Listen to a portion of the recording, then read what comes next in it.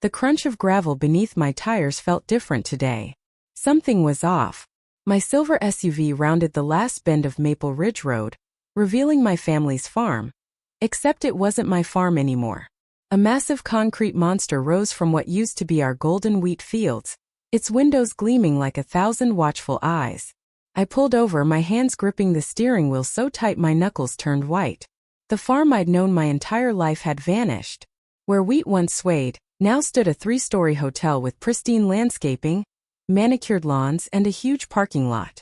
Bright yellow construction barriers surrounded the property, and workers in hard hats moved about like busy ants. My mind raced. How could this happen? I'd only been gone for a month. A critical consulting job in Singapore that my family desperately needed. Sarah and I had discussed every detail before I left. We'd secured everything. Or so we thought. The farm had been in my family for 4 generations, each acre sacred and carefully maintained. A construction worker noticed me and approached. "Can I help you?" he asked, his clipboard tucked under his arm. I stepped out of the car, my legs feeling like rubber. "This is my family's land," I said, my voice calm but firm. "I'm Richard Holloway." The worker shifted uncomfortably. "Oh, you're the owner?" He seemed unsure how to proceed. Before I could respond, my phone buzzed. A text from Sarah. "Richard. Emergency. Call me ASAP." But my eyes were fixed on the hotel rising from my farmland like an alien structure. I walked closer, my boots crunching on what used to be fertile soil. Each step felt like a violation. The hotel wasn't just a building. It was a statement. A massive concrete declaration that someone believed they could simply take what wasn't theirs. Near the construction entrance, a large sign caught my attention. Willowbrook Community Development. Approved by HOA Board. Karen Reynolds' name was prominently displayed as the project director. My mind began connecting dots. Karen, the HOA president who'd always viewed our farm as an inconvenience. The woman who'd complained about our unkempt boundaries, who'd sent endless letters about grass height and fence regulations. She'd always wanted our land. But this was beyond anything I'd imagined. A stack of papers lay on a nearby table. Curiosity pulled me closer. Construction permits, zoning documents, approval stamps. Each page told a piece of a story I was desperate to understand. One document particularly caught my eye. A small notation about community improvement zones seemed suspicious. Something about the language felt off. Not illegal perhaps, but definitely calculated. The construction worker watched me nervously. "Sir, you can't be here," he said, but his voice lacked conviction.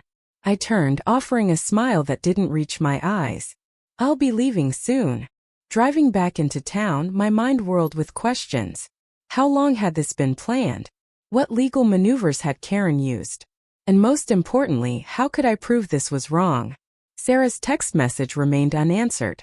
I needed to gather information to understand exactly what had happened while I was gone. This wasn't just about a piece of land.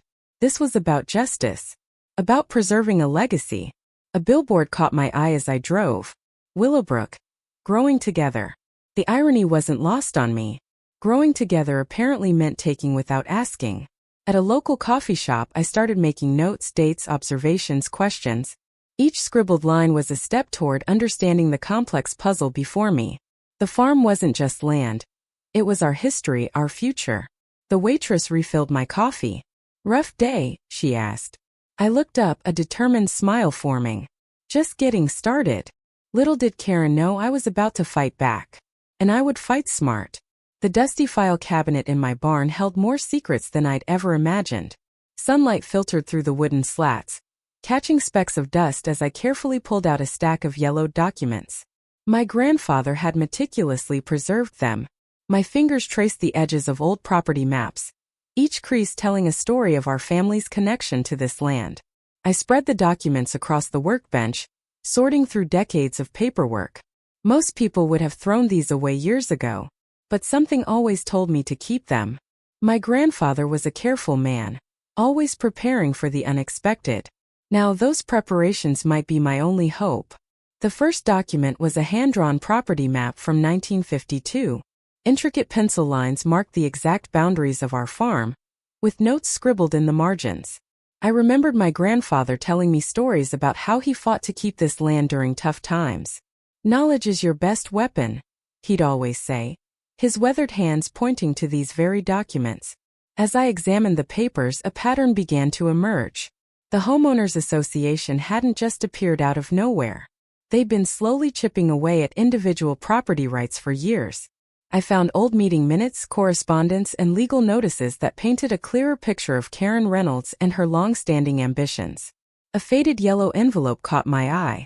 Inside, a series of letters detailed a property dispute from decades ago. The HOA had tried the same tactic before, claiming abandoned or underused land for community development. But someone had stopped them then. And those documents showed exactly how. I pulled out my phone and began taking careful photographs of each document. My hands were steady, but my mind raced. Each page was a potential piece of the puzzle. Sarah would help me organize these later. She had a knack for seeing connections I might miss. The barn suddenly felt different. These weren't just old papers anymore. They were evidence. Weapons in a fight I hadn't asked for but was now determined to win. A noise outside made me pause. The crunch of gravel told me someone was approaching. I quickly gathered the documents, my heart racing. Through the barn's small window, I saw a white SUV with HOA parking stickers pulling up to the property line. Karen Reynolds stepped out, her designer sunglasses reflecting the midday sun. She walked with the confidence of someone who believed she owned everything she saw.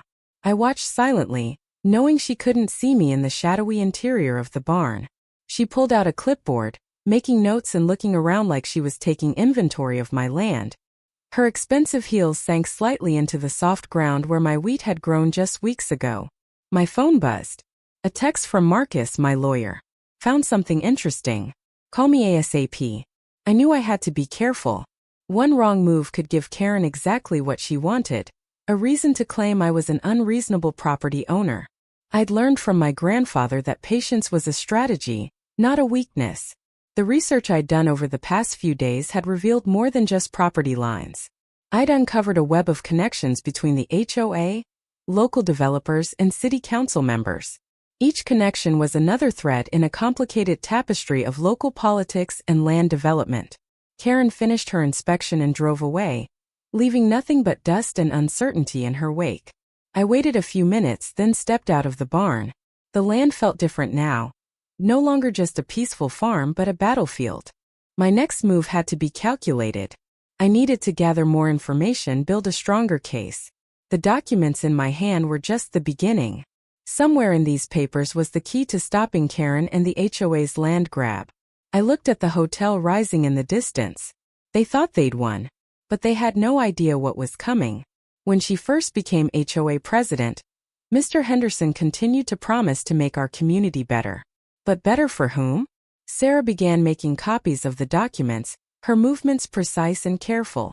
Each page was a potential piece of evidence, each photograph a potential weapon in our legal arsenal. A young woman walking past our window caught my eye. She looked familiar. I recognized her from the HOA meetings. She hesitated, glanced nervously at our house, then quickly walked away. Who was that? I asked Sarah. But she had already noticed the woman's unusual behavior. Mr. Henderson leaned forward, his voice dropping to a near whisper. Some folks in the community have been talking. Not everyone supports Karen's plans, but people are scared. She has a way of making life difficult for those who speak out. I carefully mapped out the connections. Each document told a story of calculated manipulation, property rezoning, subtle boundary changes, mysterious permit approvals. Karen had been playing a long game, and my farm was just her latest target. We need to be careful, I told Sarah. These documents are powerful, but we can't rush. One wrong move, and she'll find a way to discredit everything. The phone rang, an unknown number. Sarah answered, her voice neutral. The conversation was brief, cryptic. When she hung up, her expression had changed. Someone wants to meet you, she said. Someone who knows more about Karen's past projects. Mr. Henderson's eyes twinkled. Seems like the truth has a way of finding its way out, he muttered. I organized the documents, each one carefully placed in a clear plastic sleeve. Years of meticulous record-keeping were about to pay off. Karen thought she could simply take what she wanted, but she had no idea what was coming. Outside, a car slowly drove past our house. Through the window, I caught a glimpse of a familiar face. The same woman from earlier. She was watching. Waiting. But for what? Sarah squeezed my hand. "We're in this together," she said. The documents before me were more than just paper. They were proof of a systematic approach to land theft, proof that Karen Reynolds believed she was above the law, and most importantly, proof that we were going to fight back. Mr. Henderson stood to leave, but not before sharing one last piece of wisdom. "Sometimes," he said, "the quietest people have the loudest stories." As he walked out, a single document slipped from his jacket. Another piece of the puzzle waiting to be discovered. Power dynamics were shifting and she could feel it. "This is nothing more than a frivolous attack," Karen proclaimed, her voice echoing through the room. "This family is trying to disrupt our community's progress." But for every accusation she made, I had documentation, property surveys from 1946, tax records, maintenance logs. Each piece of evidence was a shield against her attacks. Sarah squeezed my hand. Our teenage daughter, Emma, live-streamed parts of the meeting on social media. The community was watching and they were learning the truth. A local real estate agent approached during a break. "I've worked with the HOA for years," he said quietly. "I always thought something seemed off, but I never had proof." By evening, the story had spread beyond Willowbrook. Regional news outlets were calling. Property rights groups expressed interest. What had started as a local dispute was becoming something much larger. Karen tried one last intimidation tactic. A legal notice arrived, threatening a countersuit. But it was weak, filled with bluster and empty threats. We both knew it. As the sunset cast a golden glow over our farm, I realized this was about more than just land. This was about standing up to bullies, about protecting family legacy, about showing that one person, armed with truth and determination, could make a difference. The phone rang again. This time, it was an investigative reporter from a statewide news network. "We want to do a full feature," she said. "Would you be willing to tell your story?" I looked at Sarah.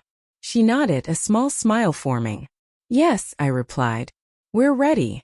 Little did we know, this was just the beginning of a fight that would turn this community around for the better. My fingers traced the faded lines of the property map spread across Marcus' conference table. The yellowed paper held more power than anyone realized. Each crease, each tiny notation, whispered secrets about land rights older than most buildings in our county. "Look here," Marcus said, his voice barely above a whisper. His pointer moved across a section I'd overlooked a dozen times before. A tiny symbol, no larger than a pencil, caught my eye. It wasn't just a mark, it was a lifeline. Wetlands. One single, almost invisible indicator that changed everything. The hotel Karen and the HOA had so brazenly constructed sat directly on a protected ecological zone. No permits in the world could save them now. Environmental regulations were like concrete walls, unbreakable, unforgiving. I remembered the countless weekends I'd spent walking this land with my grandfather. He'd point out subtle changes in soil, the delicate ecosystem that most people would never notice. "Land tells stories," he'd say. "You just have to listen carefully." Now those stories were about to speak volumes in a courtroom. Marcus pulled out a stack of documents, satellite images, geological surveys, water table reports. Each page was a weapon in our arsenal. The HOA thought they could steamroll over a family farm. But they'd made a fatal mistake. They didn't do their homework.